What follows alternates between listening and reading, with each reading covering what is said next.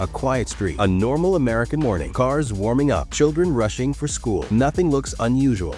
Yet something deeply unusual is happening behind these doors. In the last 2 years, millions of Americans with full-time jobs, steady incomes, and stable lives have begun experiencing something they never imagined possible. They are running out of money faster than they can earn it. Not because of bad habits, not because of careless spending, but because the entire cost of living has silently shifted beneath their feet. In 2008, Americans lost their homes. In 2020, they lost their sense of stability. But in 2024 and 2025, something entirely new is unfolding. People who are doing everything right are still going broke. And the scariest part is how quietly it's happening. Take the story of Emily Thompson, a schoolteacher from Columbus, Ohio. For 10 years, she lived comfortably, saved consistently, and had enough cushion for vacations and emergencies. But in late 2023, her rent jumped by $900.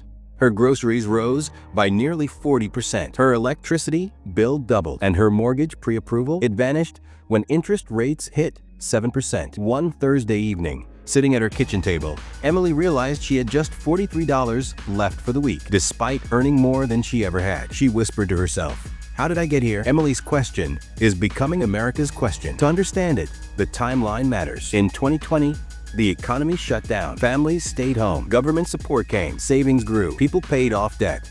It looked like a new beginning. Then came 2021. America reopened, but global supply chains remained broken. Prices rose slowly at first, then sharply. By 2022, inflation reached a 40-year high.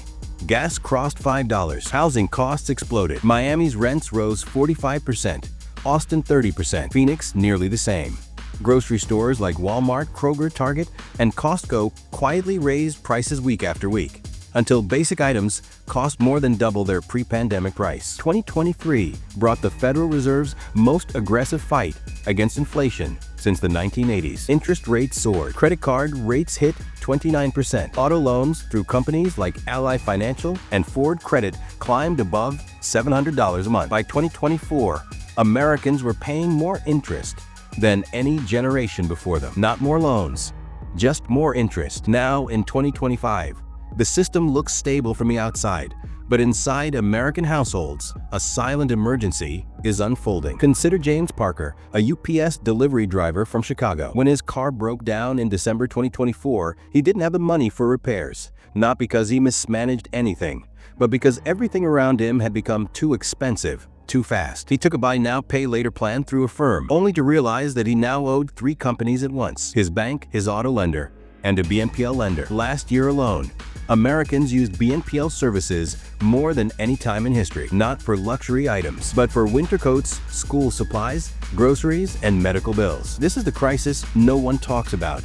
Americans are going broke not from big purchases, but from basic survival. Look at the numbers. Wages grew about 4%, but housing grew 15%. Food, 12 to 20%. Healthcare, up more than 20% since 2020. Childcare, for many families, more than their rent. Car insurance, rising at the highest rate in decades. And credit card balances crossed $1 trillion, an all-time record, 2 years in a row. Families who used to save $500 a month can barely save $50 now.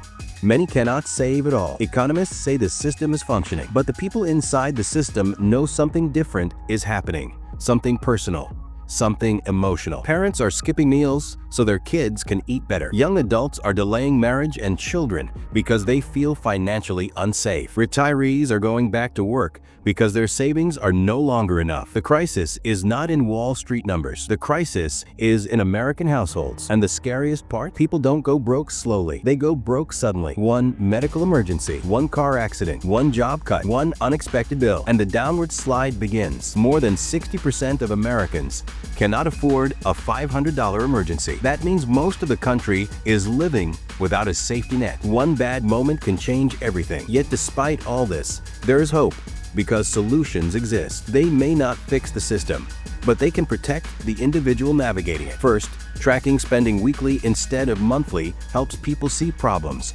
before they explode. Second, building an emergency fund slowly, even $20 a week, creates future stability. Third, avoiding high-interest debt whenever possible reduces vulnerability. Fourth, increasing income through side work or skill-based online opportunities can create breathing room. Fifth, Investing consistently in simple index funds builds wealth over the long run. And finally, protecting mental health is essential.